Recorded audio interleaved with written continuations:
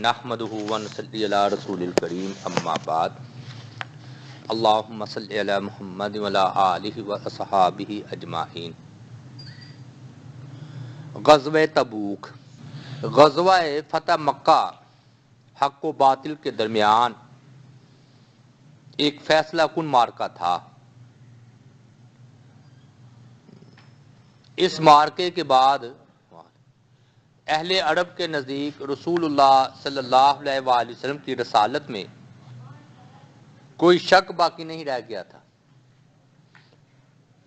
حالات کی رفتار بدل گئی تھی، لوگ اللہ کے دین میں فوج در فوج داخل ہو رہے تھے۔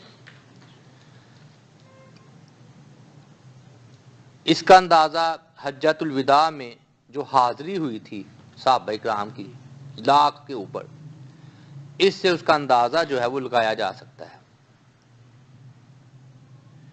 مگر اب ایک ایسی طاقت کا رخ مدینہ کی طرف ہو چکا تھا جو بغیر کسی وجہ کے مسلمانوں سے چھیڑ چھاڑ کر رہی تھی۔ یہ طاقت رومیوں کی طاقت تھی۔ رومی جو اس وقت روئے زمین پر سب سے بڑی فوجی قوت کی حیثیت رکھتی تھی، جیسے آج امریکہ ہے نا، اس طرح روس، امریکہ، چائنا، لیکن یہ سمجھ لیں امریکہ کی طاقت تھی۔ پچھلے جو ہے نا ہم نے بیان کیا تھا کہ اس کی چھیڑ چھاڑ کی جو ابتدا ہے نا، آپ کو یاد ہوگا کہ شرجیل بن عمر غسانی کے ہاتھوں رسول اللہ صلی اللہ علیہ وسلم کے سفیر حارث بن عمیر ان کی شہادت سے ہوئی تھی۔ بصرہ بھیجا تھا نا ان کو پیغام لانے کے لیے، تو انہوں نے ان کو شہید کر دیا تھا۔ پھر اسی وجہ سے جنگ موتا ہوئی تھی، شہادت کی وجہ سے۔ تو وہ خالد بن ولید رضی اللہ تعالیٰ عنہ ان کو واپس لے کر آ گئے تھے، تو وہ رومیوں ہی سے تو ٹکر ہوئی تھی، یعنی کہ چھیڑ چھاڑ شروع ہو چکی تھی۔ جبکہ وہ رسول اللہ صلی اللہ علیہ وآلہ وسلم کا پیغام لے کر بصرہ کے حکمران کے پاس تشریف لے گئے تھے۔ یہ بھی بتایا جا چکا ہے کہ نبی علیہ الصلوۃ والسلام نے اس کے بعد حضرت زید بن حارثہ کی سرکردگی میں ایک لشکر بھیجا تھا، جس نے رومیوں سے سرزمین موتا میں خوفناک ٹکر لی۔ جنگ موتا ہوئی تھی نا، مگر یہ لشکر ان متکبر ظالموں سے انتقام لینے میں کامیاب نہ ہوا۔ البتہ اس نے دور و نزدیک کے عرب باشندوں پر نہایت بہترین اثرات چھوڑے۔ کیسر روم اور ان اثرات کو اور ان کے نتیجے میں عرب قبائل کے اندر روم سے آزادی اور مسلمانوں کی ہم نوائی کے لیے پیدا ہونے والے جذبات کو نظر انداز نہیں کر سکتا تھا۔ اس کے لیے یقیناً ایک خطرہ تھا جو قدم بہ قدم اس کی سرحد کی طرف بڑھ رہا تھا، اور عرب سے ملی ہوئی سرحد شام کے لیے چیلنج بنتا جا رہا تھا۔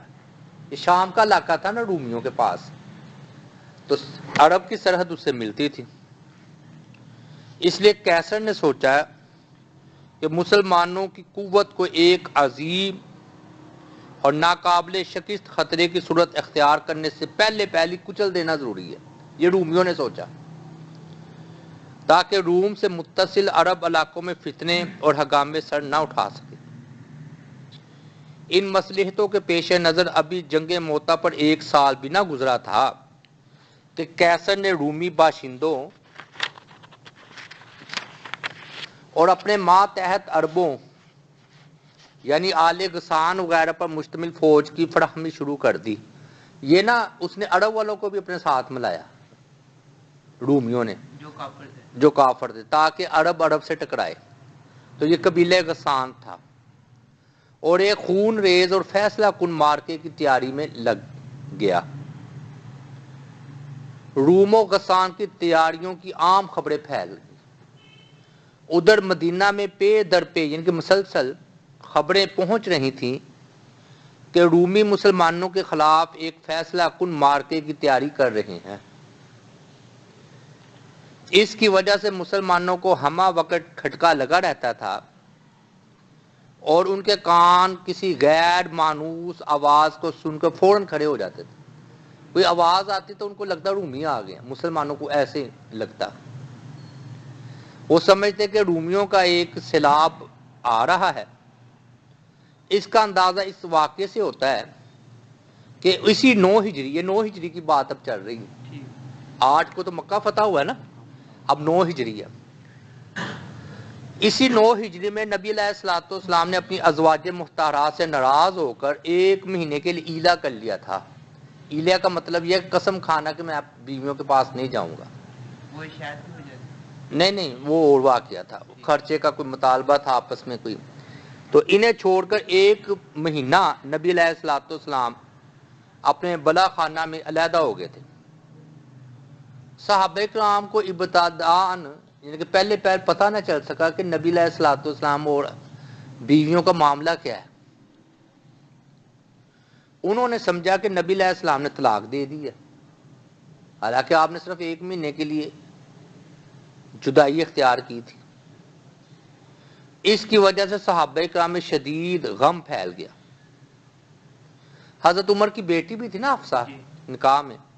حضرت عمر رضی اللہ تعالیٰ عنہ اس واقعے کو بیان کرتے ہوئے بخاری میں یہ فرماتے ہیں کہ میرا ایک انصاری ساتھی تھا.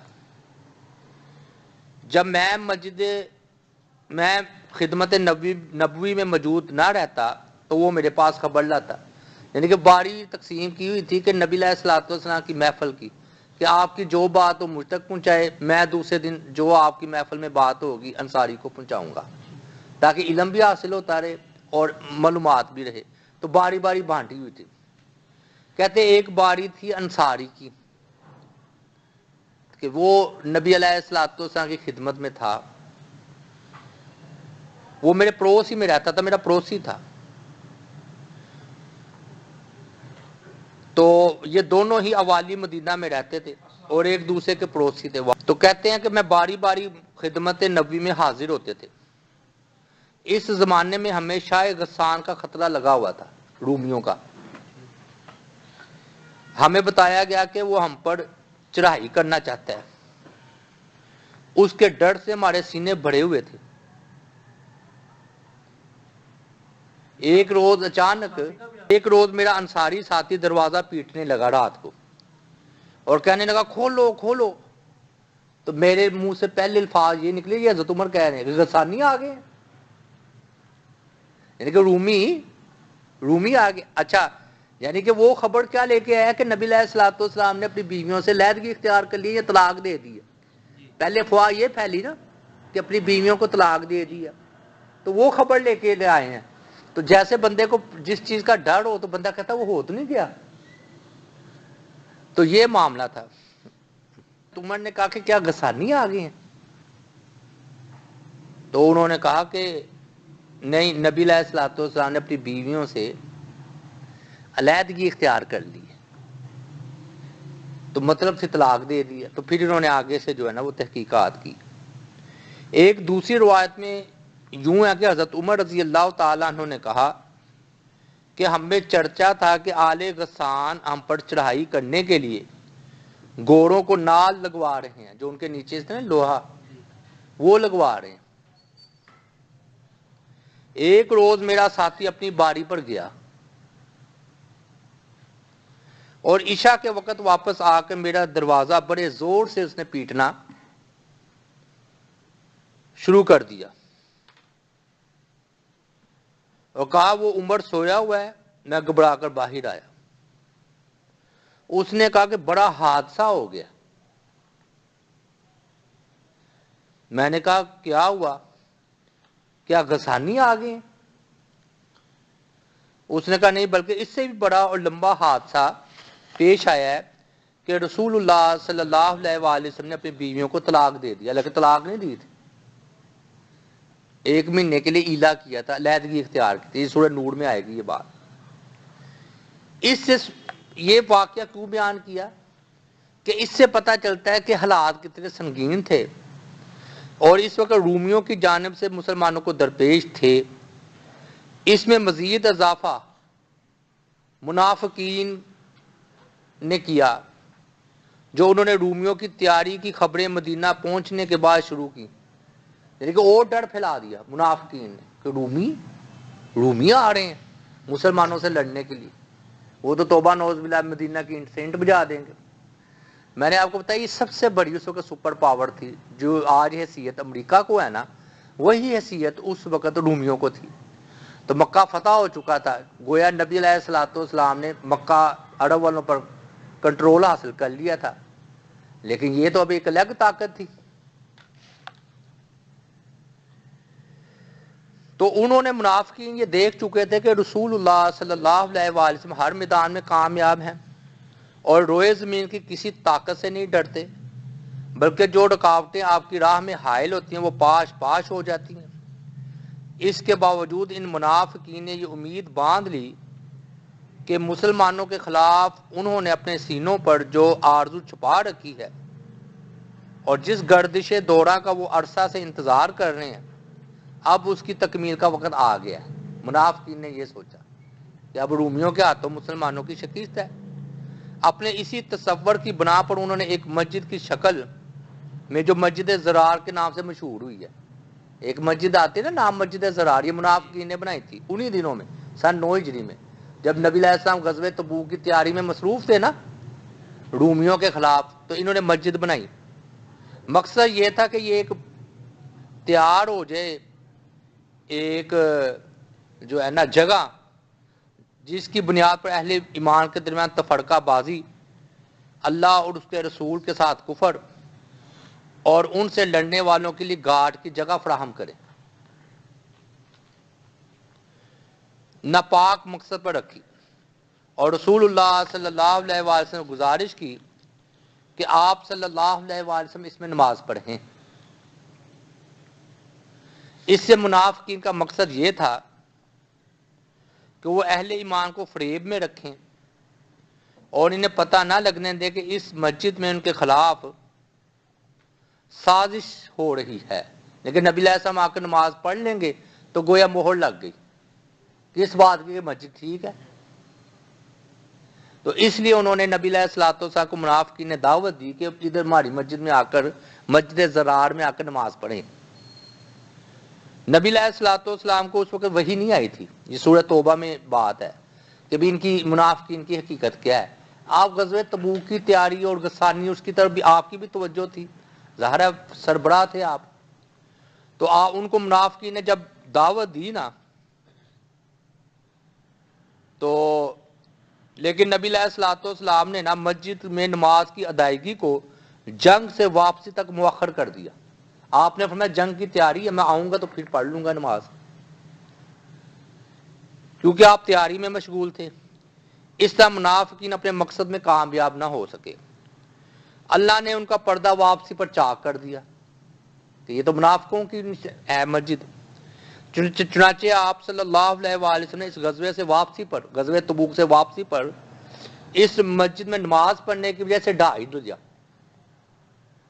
صحابہ کرام کو کہا ڈھا دو، وہی آ گئی نا، اللہ کا حکم آ گیا، بات ختم ہو گئی کہ یہ تو منافقین نے اپنا اڈا بنایا ہے تاکہ ادھر سازش کر سکے۔ روم و غسان کی تیاریوں کی خاص جو ہے وہ خبریں، ان حالات اور خبروں کا مسلمان سامنا کر ہی رہے تھے کہ انہیں اچانک ملک شام سے تیل لے کر آنے والوں سے معلوم ہوا کہ ہرقل نے 40,000 سپاہیوں کا ایک لشکر جرار تیار کیا ہے اور روم کے ایک عظیم سپہ سالار کو اس کی کمان سونپی ہے، اور اپنے جھنڈے تلے عیسائی قبائل جو کہ غالباً عرب تھے، لخم اور جزام وغیرہ کو بھی جمع کر لیا ہے، اور ان کا ہر اول دستہ بلکہ پہنچ چکا ہے۔ یہ مقام تھا ایک، اس طرح ایک بڑا خطرہ مجسم ہو کر مسلمانوں کے سامنے آ گیا۔ پھر جس بات سے صورتحال کی نزاکت میں مزید اضافہ ہو رہا تھا وہ یہ تھی کہ زمانہ سخت گرمی کا تھا۔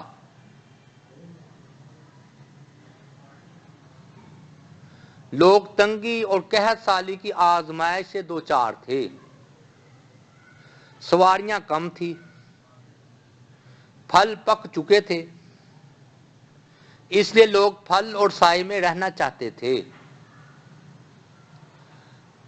کیونکہ یہ جو ہے نا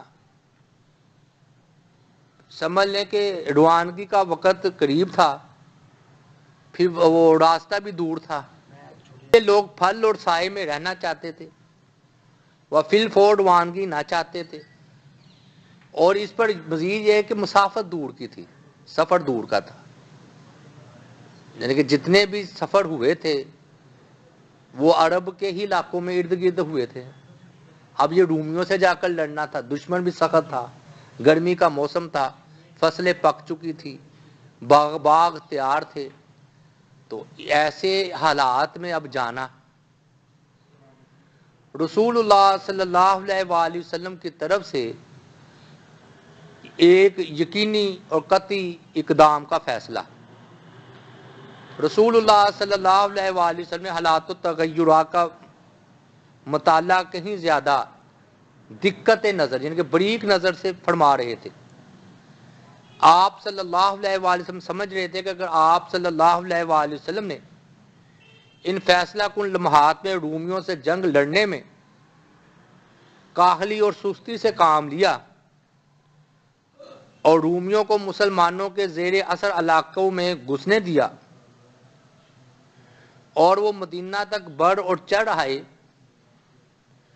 تو اسلامی دعوت پر اس کے نہایت برے اثرات مرتب ہوں گے، مسلمانوں کی فوجی ساکھ اکھڑ جائے گی، ختم ہو جائے گی نا، دشمن آ گیا، اور دور جاہلیت میں جو جنگ حنین میں کاری ضرب لگنے کے بعد آخری دم توڑ رہی ہے وہ دوبارہ زندہ ہو جائے گی، اور منافقین جو مسلمانوں پر گردش زمانہ کا انتظار کر رہے ہیں کہ ان پر بھی کوئی مصیبتیں آئیں مسلمانوں پر، اور ابو عامر فاسق کے ذریعے شام میں روم سے رابطہ کیے ہوئے ہے، یہ ابو عامر فاسق تھا منافق، اس نے ہرقل سے رابطہ بھی کر رکھا تھا، تو ان سے پیچھے عین اسی وقت مسلمانوں کے پیٹ میں خنجر گھونپ دیں گے، جب آگے سے رومیوں کا خوفناک حملہ ہو رہا ہوگا، اس طرح بہت ساری کوششیں ضائع چلی جائیں گی جو آپ صلی اللہ علیہ وآلہ وسلم نے اور آپ کے صحابہ کرام نے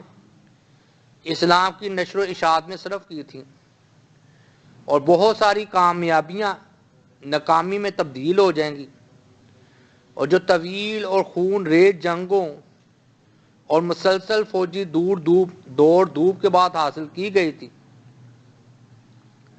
رسول اللہ صلی اللہ علیہ وسلم ان نتائج کو اچھی طرح سمجھ رہے تھے، اس لیے تنگی اور شدت کے باوجود آپ نے طے کیا کہ رومیوں کو دارالاسلام یعنی کہ مدینہ کی طرف پیش قدمی کی مہلت دیے بغیر خود ان کے علاقے اور حدود میں گھس کر ان کے خلاف ایک فیصلہ کن جنگ لڑی جائے، خود ہی چڑھائی کی جائے بجائے اس کے وہ آئے۔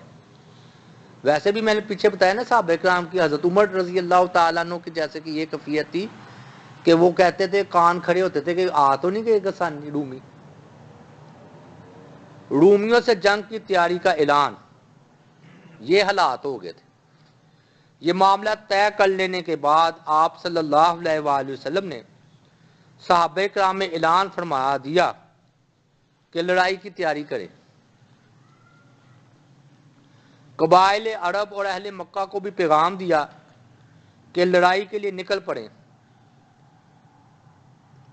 آپ کا یہ دستور تھا جب کسی غزوے کا ارادہ فرماتے تو کسی اور ہی جانور روانہ ہوتے، یعنی کہ یہ بتانے کے لیے دشمن کو دھوکہ دینے کے لیے سفر کہیں اور طرف کرتے تو بعد میں جا کر اچانک چپٹ پڑتے تاکہ دشمن کو دھوکہ دیا جا سکے، لیکن صورتحال کی نزاکت اور تنگی کی شدت کے سبب اب کی بار آپ صلی اللہ علیہ وآلہ وسلم نے صاف صاف اعلان فرمایا کہ رومیوں سے جنگ کا ارادہ ہے، اس بار ہم نے رومیوں سے جنگ لڑنی، تاکہ لوگ مکمل تیاری کر لیں۔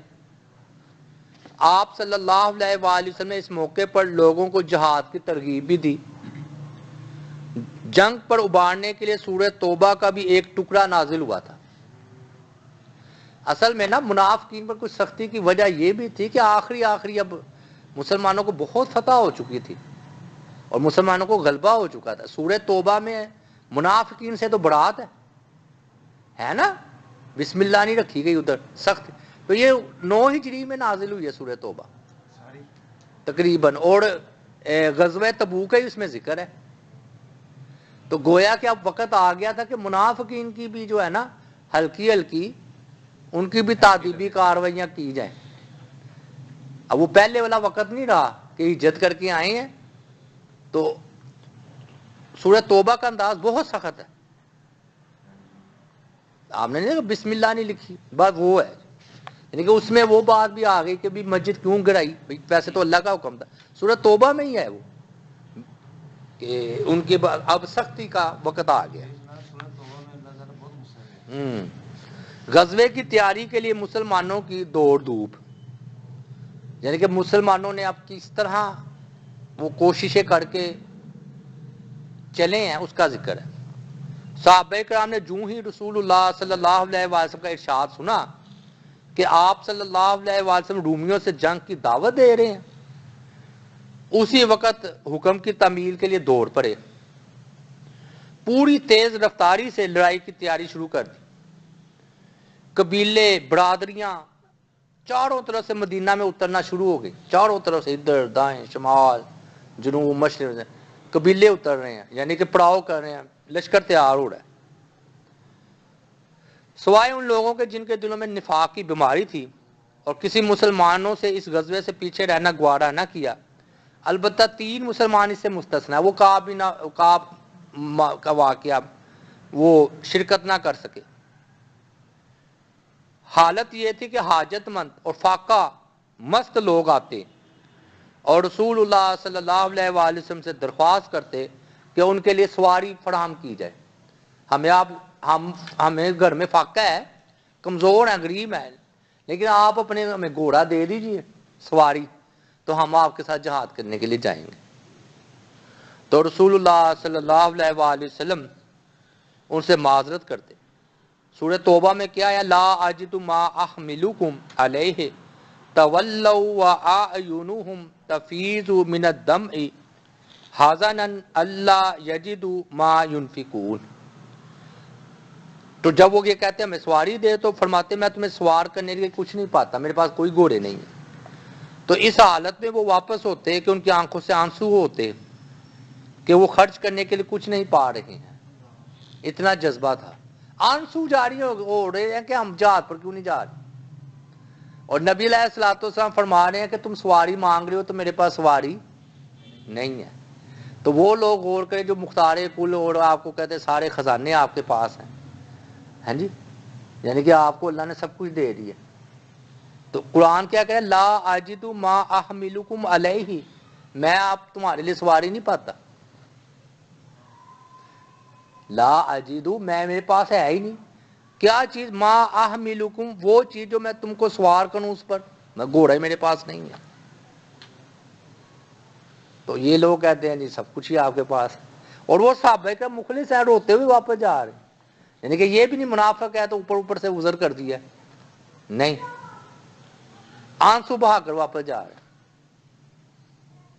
بہت زبردست دلیل ہے سورہ توبہ میں کہ نبی علیہ الصلوۃ والسلام کے پاس یہ کہتے ہیں مختار کل اور سب کچھ آپ کو اللہ نے دے دیا تھا, ایسی بات نہیں ہے.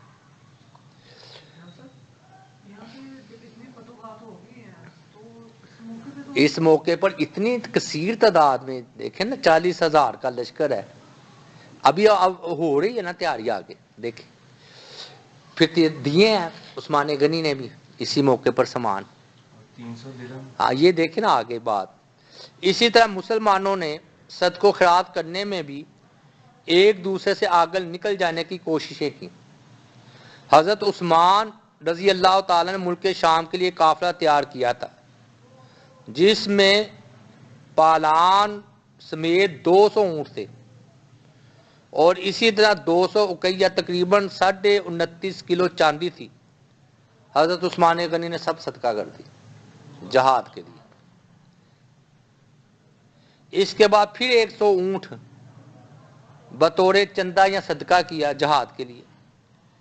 اس کے بعد 1000 دینار تقریباً 5.5 کلو سونے کے سکے لے آئے. سونے کے 5.5 کلو سونا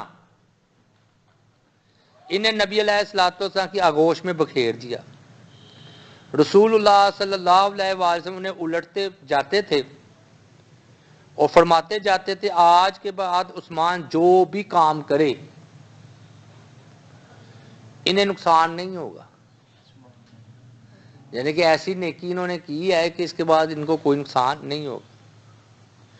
اس کے بعد حضرت عثمان رضی اللہ تعالیٰ نے پھر صدقہ کیا، یہاں تک کہ ان کے صدقے کی مقدار نقدی کے علاوہ 900 اونٹ اور 100 گھوڑے تک جا پہنچی. یعنی کہ 900 اونٹ دیے ہیں غزوہ تبوک کے موقع پر اور 100 گھوڑا دیا اور سونا چاندی لگ گیا. کتنے پیسے امیر ہوں گے جی اس وقت. بعض لوگ کہتے ہیں جی بس ٹھیک ہے غریب رہنے ٹھیک ہے، تو پھر یہ تو ہے بھی اشرا مبشرہ میں سے. ادھر حضرت عبد الرحمن بن عوف یہ بھی اشرا مبشرہ میں سے 200 اکیہ تقریباً 29 کلو چاندی لے آئے عبد الرحمن بن عوف. اور یہ وہی موقع ہے جو بڑا مشہور واقعہ ہے کہ حضرت ابو بکر صدیق رضی اللہ تعالیٰ پر سارے مال لے آئے. یہ موقع تھا غزوہ تبوک. ہاں حضرت عمر نے کہا تھا جی میں آج عمر سے پہلے یہ عمر لائے ہیں نا، انہوں نے آدھا سامان پیش کیا حضرت عمر نے اور نیت یہ تھی آج میں ابو بکر سے بڑھ جاؤں گا، تو ابو بکر نے سارے سامان رکھ دیا. اس موقع پر اللہ تعالیٰ نے حضرت ابو بکر کو سلام بھیجا تھا. ہاں سلام تو کافی جگہ پر آیا ہے، ایک موقع پر نہیں ہے ابو بکر. اور انہوں نے پوچھا کہ کیا ہوا، تو فرمایا ماں بال اور بچوں کے لیے اللہ اور اس کے رسول کے سوا کچھ نہ چھوڑا. ان کے صدقے کی مقدار 4000 درہم تھی اور سب سے پہلے یہی صدقہ لے کر تشریف لائے. یعنی کہ حضرت ابو بکر صدیق رضی اللہ تعالیٰ سب سے پہلے چندہ دیا اور پورے گھر کا چندہ دیا. اللہ اور اس کے رسول کے علاوہ چھوڑے ہی کچھ نہیں. اصل میں ایمرجنسی حالات کچھ ہوتے ہیں، بال لوگ لے آتے ہیں سے دل کے سارا مال اللہ کی راہ میں دیا جا سکتا ہے. اس کا جواب یہ کہ جب جان ہی دے دی تو مال کی کیا حیثیت ہے. اور پھر جہاد پہ خود بھی تو جا رہے ہیں، شہادت بھی تو ہو سکتی ہے. تو ایمرجنسی حالات کچھ اور ہوتے ہیں، نارمل حالات کچھ اور ہوتے ہیں. ہم لوگ کو میں نے بتایا نا کیسے حالات تھے، خطرناک ترین. وہ کاروبار تھا، بالکل یہ نہیں کیا انہوں نے بھوکا چھوڑ رہے ہیں. ہم کیسے کہتے بھوکا نہیں چھوڑا، مطلب سامان سارا پیش کر دیا اپنی طاقت کے مطابق. باقی جو تجارت ان کے بیٹے کر رہے تھے، تجارتی معاملات وہ تو چلتے ہیں نا. اچھا پھر حضرت عمر نے اپنا آدھا مال خیرات کیا. حضرت عباس رضی اللہ تعالیٰ بہت سا مال لائے. حضرت طلحہ، سعد بن عبادہ، محمد بن مسلمہ بھی کافی مال لائے. حضرت عاصم بن عدی 90 وسق یعنی کہ 13,500 کلو ٹن کھجور لے کر آئے. کتنا؟ پھر سنے 13,000 کلو یعنی کہ تقریباً نہیں 13.5 ٹن مزدہ ہی ہو گیا کہ نہیں. 13.5 ٹن کھجور لے کر آئے. بقیہ صحابہ بھی پے در پے تھوڑے یا زیادہ صدقات لے کر آئے. یہاں تک کہ یعنی کہ غریب صحابہ بھی پیچھے نہیں رہے. اگر انہوں نے 1 مد یا 2 مد یعنی کہ کلو 2 کلو بھی صدقہ کیا، لیکن ایک نے مزدوری کی. اسی موقع پر حضرت علی نے مزدوری کی تھی نا یہودی کے ہاں، تو مزدوری کر کے رات کو کچھ کھجوریں ملی تو لا کر اس کے جو صحابہ کرام نے ڈھیر لگایا ہوا تھا کھجوروں کا تو ان کے اوپر بکھیر دی. ایک صحابی نے لائے ہیں تو انہوں نے کھجورے، تو منافقین بھی باز نہیں آ رہے تھے، کہہ رہے تھے لو یہ تانا زنی کر رہے تھے کہ یہ ریا جو زیادہ کرتے کہتے یہ تو ریاکار، جو زیادہ لاتے منافقین کو کہتے یہ دکھلاوا ہو رہا ہے، اور جو کم لاتے کہتے لو یہ 2-2 4-4 کھجوروں سے روم کا مقابلہ کرنے نکلے، رومیوں کا 2-2 4-4 کھجوروں. ان کو بھی تانا، یعنی کہ ان کے اخلاص کی انتہا ہے کہ انہوں نے جو ہوا ہے وہ پیش کیا ہے. تو دونوں کو ہی منافق کی تلوار ہے نا زبان کی، تو ان کا مذاق اٹھاتے کہ یہ 1 اور 2 کھجور کے سے کیسر کی حکومت فتح کرنے اٹھے ہیں. یہ سورۃ توبہ کے بیان ہو رہا ہے. سمجھ لیں. اسلامی لشکر تبوک کی راہ میں اس دھوم دھام جوش و خروش اور باغ دوڑ کے نتیجے میں لشکر تیار ہو گیا. یعنی یہ مختصر ہے بات، یعنی کہ سمجھ لیں صحابہ کرام نے بڑا چندہ پیش کیا.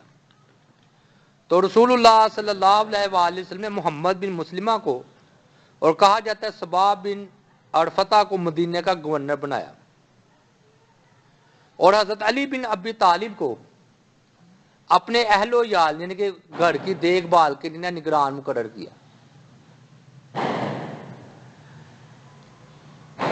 اور ان کو مدینے میں ہی رہنے کا حکم دیا. لیکن منافقین نے ان پر تانا زنی کی، اس لیے کہ وہ مدینہ سے نکل پڑے. انہوں نے، حضرت علی نے بھی سوچا، وہ دیکھ رہے تھے بیمار ہیں ادھر، یا بچے ہیں یا عورتیں ہیں، یعنی کہ جن کو جو مخلص، باقی تو منافقین ہیں وہ تو ہے ہی ہے تھے، تو جو مخلص تھے ان میں تو یہاں تو معذور افراد تھے جن کو اللہ نے خود ہی کہہ دیا تھا کہ نہ جہاد کرو، تم پر کوئی حرج نہیں. تو بیمار، معذور، عورتیں، بچے، وہ تو نہیں نہ جا سکتے تھے. تو حضرت علی کا دل دکھا کہ نبی علیہ السلام نے مجھے بچوں، عورتوں اور معذوروں میں چھوڑ دیا ہے. تو یہ باہر نکلے غزوہ تبوک میں، جا رہے تھے آپ. کہنے لگے اللہ کے رسول صلی اللہ علیہ وآلہ وسلم، میں تو پیچھے یہ دیکھ رہا ہوں، تو میں نے تو آپ کے ساتھ جانا ہے. تو آپ نے فرمایا کیا تم اس بات سے راضی نہیں کہ مجھ سے تمہیں وہی نسبت ہے جو حضرت موسیٰ علیہ السلام کو حضرت ہارون کی تھی، کہ ہارون علیہ السلام کو پیچھے چھوڑا تھا، تو البتہ میرے بعد کوئی نبی نہیں ہوگا، یعنی کہ میرے بعد نبوت کوئی نہیں ہے. بہرحال رسول اللہ صلی اللہ علیہ وآلہ وسلم اس انتظام کے بعد شمال کی جانب کوچ فرمایا. نسائی کی روایت کے مطابق یہ جمعرات کا دن تھا، منزل تبوک تھی، لیکن لشکر بڑا تھا.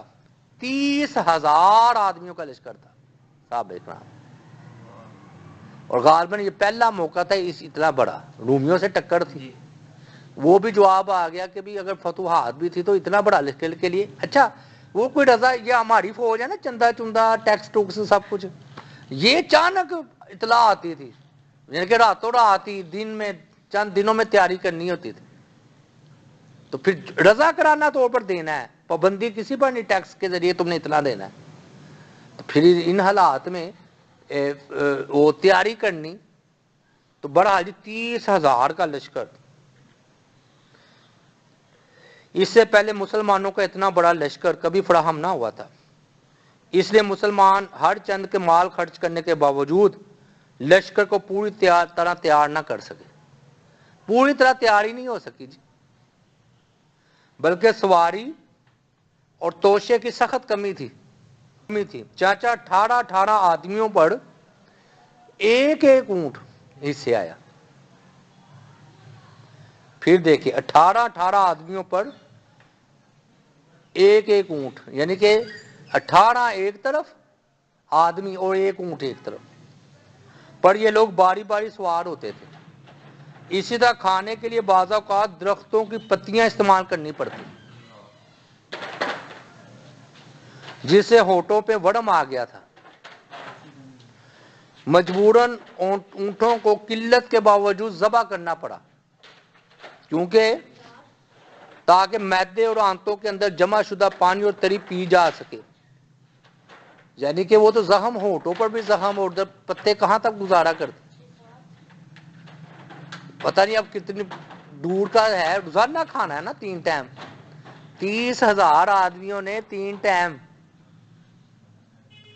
آپ نے دیکھا یہ شادی ہو کہیں تو کتنے آدمی جمع ہو تو کتنی پریشانی ہوتی ہے. تو اتنا بڑا لشکر ہے اور 3 ٹائم کھانا ہے 30,000 آدمیوں کا. چاہے آپ جتنا مرضی چندہ دیا ہو، اس کی حد ہی ہوگی نا. تبوک کی راہ میں لشکر کا گزر یہ ادھر ہی سے ہوا ہے جی، دیار سمود سے ہوا، جو صالح علیہ السلام کی قوم تھی، جس نے وادی القرا کے اندر چٹانیں تراش کر مکانات بنائے تھے. صحابہ کرام نے وہاں کے کنویں سے پانی لے لیا. یہ راستے میں آئی تھی یہ قوم سمود, لیکن چلنے لگے تو رسول اللہ صلی اللہ علیہ وآلہ وسلم نے فرمایا تم یہاں کا پانی نہ پینا اور اس سے نماز کے لیے وضو نہ کرنا, اور جو آٹا تم لوگوں نے گوندھ رکھا ہے اسے جانوروں کو کھلا دو, خود نہ کھاؤ. اور آپ نے یہ بھی حکم دیا کہ لوگ اس کنویں سے پانی لیں جسے صالح علیہ السلام کی اونٹنی پانی پیا کرتی تھی, ادھر سے پانی لے سکتے ہیں بس. اصل میں پانی کی بھی تو قلت تھی, تو صحابہ کرام نے اسی وقت آٹا ختم کر دیا سارا. صحیحین میں ابن عمر رضی اللہ تعالیٰ عنہ سے روایت ہے کہ جب نبی صلی اللہ علیہ وآلہ وسلم ہجر و دیار و سمو سے گزرے تو فرمایا ان ظالموں کی گھروں میں داخل نہ ہونا, کہیں تم پر بھی وہی مصیبت نہ آ پڑے جو ان پر آئی تھی. ہاں مگر روتے ہوئے. اب بھی ادھر جاتے ہیں لوگ, عذاب والی جو ہے ادھر روتے ہوئے گزرنے کا حکم ہے. اب لوگ جو جہاں جاتے ہیں یہ ادھر تو تفریح کرنے کے لیے جاتے ہیں نا, وہ یہ عذاب آیا, وہ غلط ہے. فرمایا روتے ہوئے ادھر سے گزرے. پھر آپ نے اپنا سر بھی نہ جھکا لیا, جب یہ مقام آیا نا تو آپ نے اپنا سر مبارک جھکا لیا اور تیزی سے اونٹنی کی رفتار تیز کر دی اپنے اونٹ کی, اور تیزی سے وہاں سے گزرے ہیں. صحیحین میں ابن عمر رضی اللہ تعالیٰ عنہ سے روایت ہے کہ جب نبی علیہ السلام حجر دیار سمو سے گزرے, اچھا راستے میں لشکر کو پانی کی سخت ضرورت پڑی, حتیٰ کہ رسول اللہ صلی اللہ علیہ وآلہ وسلم سے اس کا شکوہ اور شکایت بھی کر دی گئی کہ پانی بہت کم ہے. تو آپ نے اللہ سے دعا کی.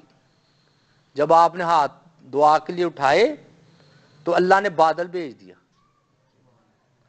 بارش ہوئی, لوگوں نے سیر ہو کر پانی پیا اور ضرورت کا پانی بھی اکٹھا کر لیا. پھر جب تبوک کے قریب پہنچے تو آپ صلی اللہ علیہ وآلہ وسلم نے فرمایا کل انشاءاللہ تم تبوک کے چشمے پر پہنچ جاؤ گے, لیکن چاچ سے پہلے نہیں پہنچو گے, لہذا جو شخص وہاں پہنچے اس کے پانی کو ہاتھ نہ لگائے یہاں تک کہ میں نہ آ جاؤں. حضرت معاذ رضی اللہ تعالیٰ عنہ کا بیان ہے کہ ہم لوگ پہنچے تو وہاں دو آدمی پہلے ہی پہنچ چکے تھے اور چشمے سے تھوڑا تھوڑا پانی آ رہا تھا. رسول اللہ صلی اللہ علیہ وسلم نے پوچھا کیا تم لوگوں نے اس کے پانی کو ہاتھ لگایا؟ انہوں نے کہا جی ہاں. تو آپ نے ان دونوں سے جو کچھ اللہ نے چاہا فرمایا, مگر سختی کی, میں نے کہا تھا ہاتھ نہیں لگانا. پھر چشمے سے چلو کے ذریعے تھوڑا تھوڑا پانی نکالا یہاں تک کہ قدرے جمع ہو گیا. پھر رسول اللہ صلی اللہ علیہ وآلہ وسلم نے اس میں اپنا چہرہ اور ہاتھ دھویا اور اسے چشمے میں دوبارہ ڈال دیا اسی پانی کو. اس کے بعد چشمے سے خوب پانی آیا. صحابہ کرام نے سیر اڑ کر پانی پیا. رسول اللہ صلی اللہ علیہ وآلہ وسلم نے فرمایا اے معاذ, اگر تمہاری زندگی دراز ہوئی تو تم اس مقام کو بغات سے ہرا بڑا دیکھو گے, یعنی کہ یہ جو جگہ ہے نا اس میں ہرے بڑے بغات ہوں گے.